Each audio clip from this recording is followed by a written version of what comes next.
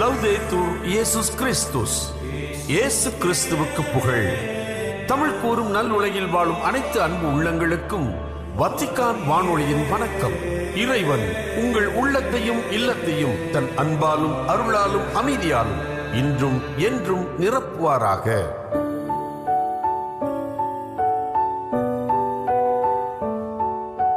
அன்பு நேயர்களே, வத்திக்கான் வானொலி இன்று உங்களுக்கு வழங்குபவை திருத்தந்தையின் அசேரா நகருக்கான மீட்புப் பணி பயணத்தின் நிகழ்வுகள் மற்றும் அன்னை ஓர் அதிசயம்.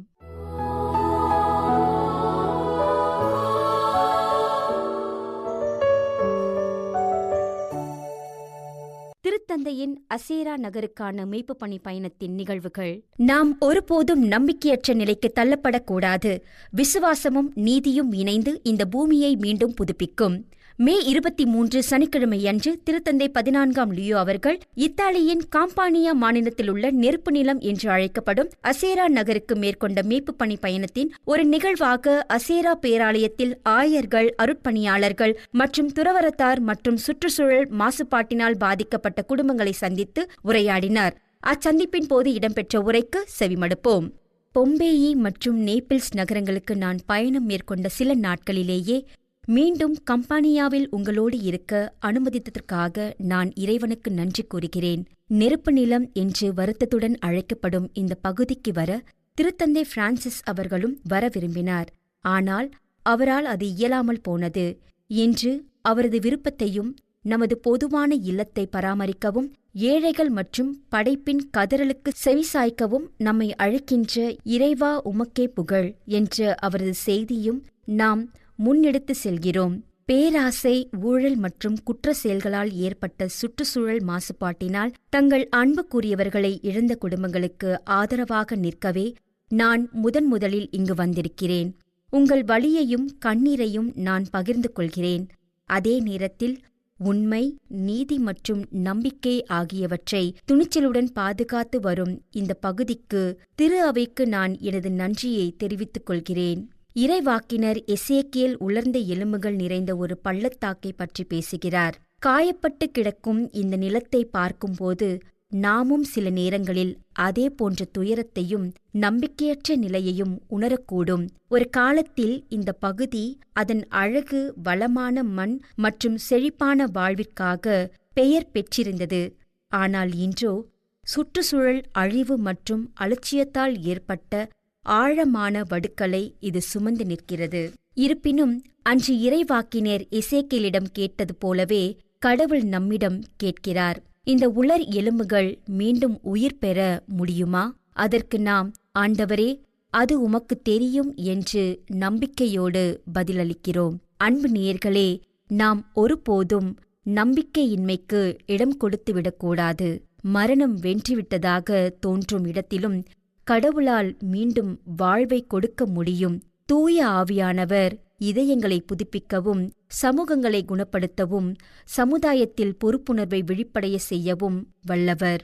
நம்பிக்கையிலும் நீதியிலும் படைப்பின் மீதான அக்கறையிலும் நீங்கள் எப்போதும் ஒற்றுமையாக இருக்குமாறு நான் உங்களை கேட்டுக்கொள்கிறேன். தூய ஆவியானவர் இந்த நிலத்தை நலமாக்கி வருங்கால தலைமுறைக்கு விடியலை தரும் ஒரு அமைதி படையை எழுப்புவாராக. சூழியல் பாதுகாப்பு என்பது வெறும் தொழில்நுட்ப தீர்வு மட்டுமல்ல. அது புதிய வாழ்க்கை முறை, மனமாற்றம், பொறுப்புணர்வு மற்றும் கல்வி ஆகியவற்றின் மூலமே வருங்கால தலைமுறையினருக்கு பாதுகாப்பான பூமியை ஒப்படைக்க முடியும். மே 23 சனிக்கிழமையன்று திருத்தந்தை 14ஆம் லியோ அவர்கள் இத்தாலியின் கம்பானியா மாநிலத்திலுள்ள நெருப்பு நிலம் என்று அழைக்கப்படும் அசேரா நகருக்கு மேற்கொண்ட மீட்புப் பணி பயணத்தின் ஒரு நிகழ்வாக அங்குள்ள நகராட்சிகளின் தலைவர்கள் மற்றும் நம்பிக்கையாளர்களை காலிப்பாரி சதுக்கத்தில் சந்தித்து உரையாடினார். அச்சந்திப்பின் போது இடம்பெற்ற உரைக்கு செவிமடுப்போம். அன்பு சகோதர சகோதரிகளே, உங்கள் அனைவருக்கும் இனிய காலை வணக்கம். இன்று இங்கு வந்திருக்கும் உங்கள் அனைவருக்கும் நான் நன்றி கூறுகிறேன்.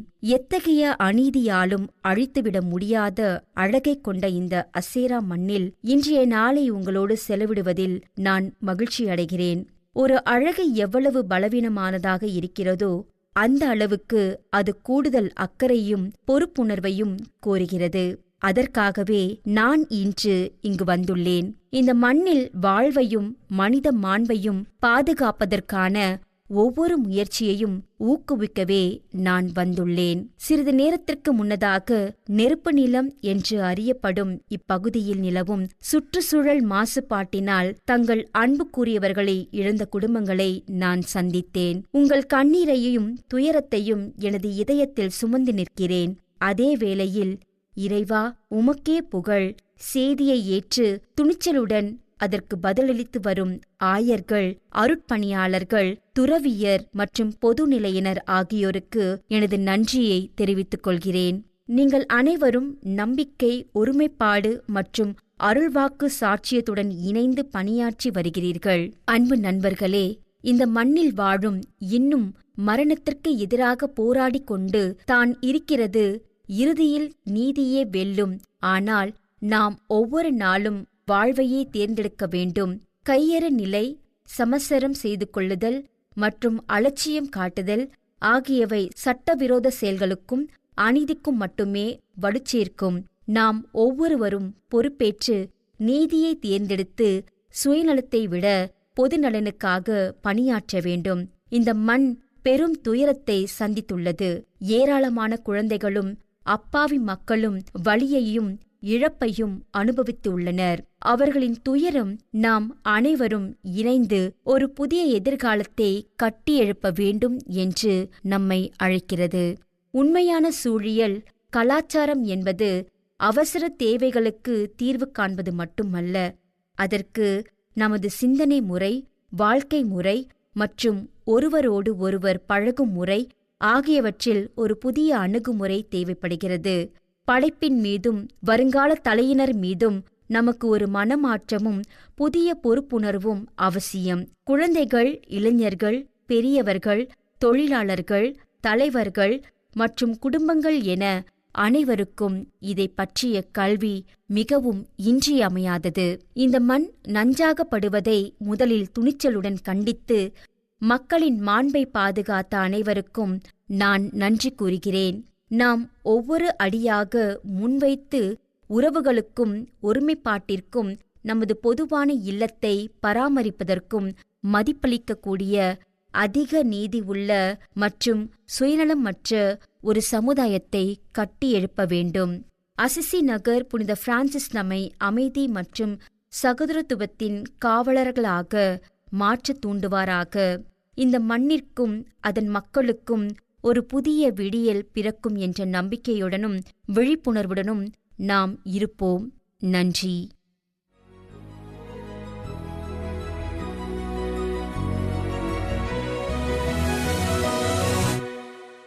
அன்னை ஓர் அதிசயம். அன்புக்கினியவர்களே, இறைவாக்கினர் எசாயா முன்னுரைத்த துன்புறும் ஊழியரின் தாயாக அன்னை மரியா அனுபவித்த அளப்பெரிய துயரங்களை இன்று நாம் தியானிக்கப் போகின்றோம்.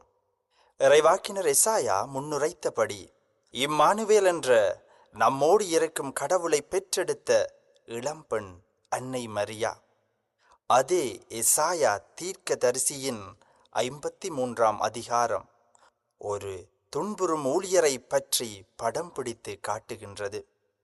அந்த துன்புறும் ஊழியர் இயேசு கிறிஸ்துவே என்றால் அவரை பெற்றெடுத்த தாயும் ஒரு துன்புறும் பெண்ணாகத்தானே இருக்க முடியும்? எந்த தீங்கும் செய்யாத தன் மகன் அவமானப்படுத்தப்படும் போதும், அநீதியான தீர்ப்புகளுக்கு உள்ளாக்கப்படும் போதும் எந்த தாயால் மகிழ்ந்து களி கூற முடியும்? இச்சமயத்தில் மிக இழிவாக கருதப்பட்ட சிலுவை தண்டனை தன் மகனுக்கு வழங்கப்பட்ட போது அன்னை மரியா ஒரு கண்ணீர் சுனையான வியாகுல தாயாகவே வாழ்ந்தார்.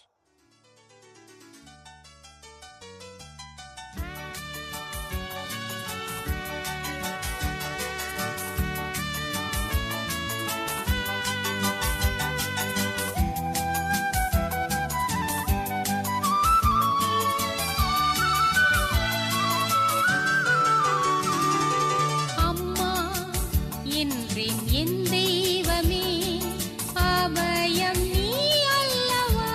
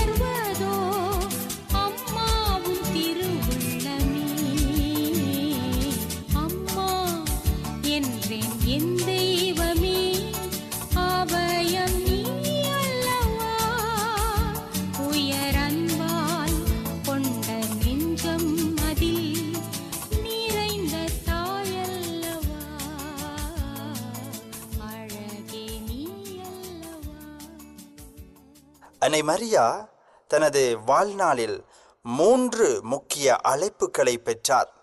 முதல் அழைப்பு நாசரேத்தூர் வீட்டில் தந்தையாம் கடவுளால் விடுக்கப்பட்டது. அது மீட்பின் தாயாக, கன்னி தாயாக இறை திட்டத்திற்கு ஒத்துழைப்பு நல்கும் அழைப்பு. அது அவரை ஆண்டவரின் தாயாக உயர்த்தியது. இரண்டாவது அழைப்பு கல்வாரி சிலுவை அடியில் இறைமகன் இயேசுவால் விடுக்கப்பட்டது. பெண்ணே, இதோ உன் மகன் என்று யோவானை சுட்டி காட்டியதன் மூலம் மரியா ஒட்டுமொத்த மனித குலத்திற்கும் தாயாக இருக்கும்படி அழைக்கப்பட்டு நம் அனைவரின் அன்னையானார். மூன்றாவது அழைப்பு மேலறையில் செபித்துக் கொண்டிருந்த போது தூய ஆவியாரால் விடுக்கப்பட்டது. இது அவரை திருச்சபையின் தாயாக மாற்றியது. இந்த 3 அழைப்புகளிலும் அன்னை மரியா காட்டிய உறுதி அவரது அளப்பரிய விசுவாசத்திற்கு சான்றாகும். அன்னை மரியா தனது வாழ்நாளில் 7 முக்கிய வியாகுலங்களை அனுபவித்தார் என திருச்சபை மரபு கூறுகின்றது. அதில் முதன்மையானது குழந்தை இயேசுவை கோவிலில் அர்ப்பணித்த போது சிமியோன் கூறிய உமது ஆன்மாவையும் ஒரு வாள் ஊடுருவும் என்ற தீர்க்க தரிசனம் ஆகும். இரண்டாவது துயரம் ஏரோது மன்னனின் கோபத்திற்கு தப்பி தன் குழந்தையை காக்க எகிப்துக்கு ஓடிச் சென்றது. மூன்றாவது துயரம் 12 வயதில் இயேசுவை காணாமல் 3 நாட்களாக தேடி அலைந்தது. இவையாவும் அன்னையின் உள்ளத்தை பக்குவப்படுத்தின. நான்காவது துயரம் சிலுவை சுமந்து செல்லும் கல்வாரி பாதையில் தன் மகனை சந்தித்தது. இரத்தமும் வியர்வையும் சிந்தி காயங்களுடன் தள்ளாடும் மகனின் நிலையை நேரில் கண்ட அந்த தாயின் இதயம் சொக்கு நூறாக உடைந்திருக்கும். ஐந்தாவது துயரம் சிலுவையில் இயேசு அறையப்பட்டதை கண்டது. ஆறாவது துயரம் சிலுவையில் இருந்து இறக்கப்பட்ட இயேசுவின் திருவுடலை தன் மடியில் ஏந்தியது. ஏழாவது துயரம் இயேசுவின் திருவுடல் கல்லறையில் அடக்கம் செய்யப்பட்டது. இவையாவும் அன்னையை ஒரு வியாகுல தாயாக மாற்றின. இயேசுவின் காலத்தில் சிலுவை தண்டனை என்பது மிகுந்த அவமானத்திற்குரிய ஒன்றாக கருதப்பட்டது. குற்றவாளிகள் தங்கள் சிலுவையை தாங்களே சுமந்து செல்ல வேண்டும் என்பதும் ஒரு மக்கள் அவர்களை இழிவாக பேசுவதும் அக்கால வழக்கமாக இருந்தது. ஒவ்வொரு குற்றவாளிக்கு முன்னும் ஒரு வீரன் அவனது பெயர் மற்றும் குற்றத்தை சுமந்த பதாகையை ஏந்தி நடப்பான். இயேசுவின் விஷயத்தில் நாசரேத்தூர் இயேசு யூதரின் அரசர் என்ற பதாகை ஏந்தப்பட்டது. இது அவருக்கு அவமானத்தையும் மன உளைச்சலையும் தந்தது. பிலாத்து இயேசுவை விசாரணை செய்த போது அவர் மீது சுமத்தப்பட்ட முக்கிய குற்றம் அவர் தம்மை யூதரின் அரசர் என்று கூறிக்கொண்டார் என்பதுதான். இதை கேட்ட யூத கூட்டம் இயேசுவை அறவே நிராகரித்தது. மக்கள் அனைவரும் ஒன்று கூடி செசாரை தவிர எங்களுக்கு வேறு அரசர் இல்லை என்று கத்தி இயேசுவை சிலுவையில் அறையும்படி கொக்கரித்தனர். உண்மையில் இறைவனை மட்டுமே அரசனாக கொண்டிருக்க வேண்டிய மக்கள் இயேசுவை ஒழிக்க உரோமை மன்னனை ஏற்றுக்கொண்டனர். இந்த வார்த்தைகள் அன்னை மரியாவுக்கு பெரும் மன வலியை தந்திருக்கும். தன் மகன் செய்த நன்மைகளை மறந்து மக்கள் அவரை இழிவாக பேசியதை கண்டு அன்னை கண்ணீர் சுனையாக உருகினார். கல்வாரி பயணத்தில் மகனை தொடர்ந்து வந்த அன்னை மரியா இவற்றையெல்லாம் கண்டு கதறியிருப்பார். உடலில் பட்ட அடிகளின் வேதனை ஒருபுறம், உள்ளத்தில் அவமானத்தின் வலி மறுபுறம் என சிலுவை பாரத்தால் தள்ளாடும் மகனை அன்னை பின்தொடர்ந்தார். மகனின் அருகிலிருந்தும் அவருக்கு எவ்வித உதவியும் செய்ய முடியாத தன் இயலாமை அன்னைக்கு இன்னும் மிகுந்த வேதனையை அளித்திருக்கும். இருப்பினும் அவர் விசுவாசத்தில் தளராமல் மகனோடு அந்த துன்ப பயணத்தை பகிர்ந்து கொண்டார்.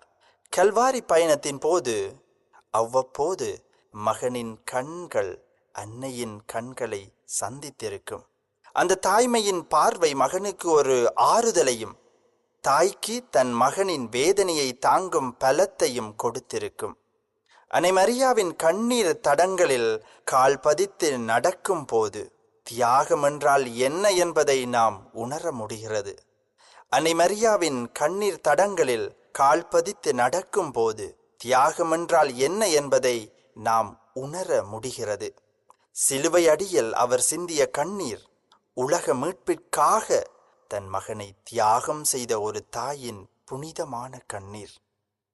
வியாகுல அன்னை என்று நாம் போற்றும் மரியா துன்பப்படுபவர்கள் அனைவருக்கும் ஒரு புகலிடமாக திகழ்கின்றார். ஏனெனில் அவரே மிகப்பெரிய துன்பங்களை அனுபவித்தவர் என்பதால் நமது வேதனைகளை அவரால் நன்கு புரிந்து கொள்ள முடியும். அன்னை மரியாவின் கண்ணீர் வீணாக போகவில்லை. அது உலகிற்கு மீட்பை பெற்றுத்தந்த கிறிஸ்துவின் பலியில் ஒரு முக்கியமான பங்காக அமைந்தது. துன்பத்தில் துவண்டு போகாமல் இறை திட்டத்திற்காக அனைத்தையும் பொறுமையுடன் ஏற்ற அன்னையின் வாழ்வு நமக்கு ஒரு சிறந்த பாடம். அன்பார்ந்தவர்களே, அன்னை மரியா ஒரு வியாகுல தாயாக கல்வாரி பாதையில் அனுபவித்த துயரங்களை இன்று நாம் சிந்தித்தோம். செசாரை தவிர எங்களுக்கு வேறு அரசர் இல்லை என்று மக்கள் அவரை நிராகரித்த போதும் மரியா தன் மகனுக்காகவும் நமக்காகவும் சிலுவை அடியில் உறுதியாக நின்றார். நமது வாழ்வின் துன்ப நேரங்களில் இந்த வியாகுல அன்னையை அண்டிச் செல்வோம். அன்னையின் பரிந்துரை உங்களோடு இருப்பதாக. நன்றி.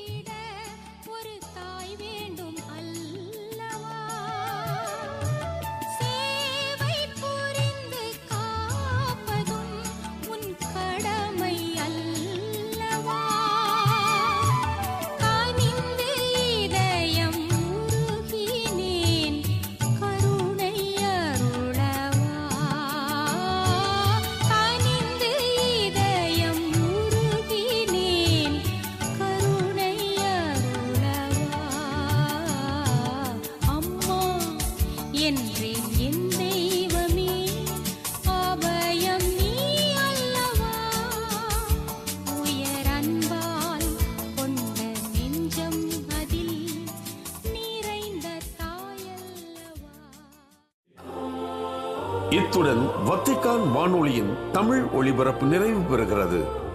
உங்கள் செவிமடுத்தலுக்கு நன்றி. தொடர்ந்து வத்திக்கான் வானொலியுடன் இணைந்திருங்கள். இறையாசிர் பெறுங்கள்.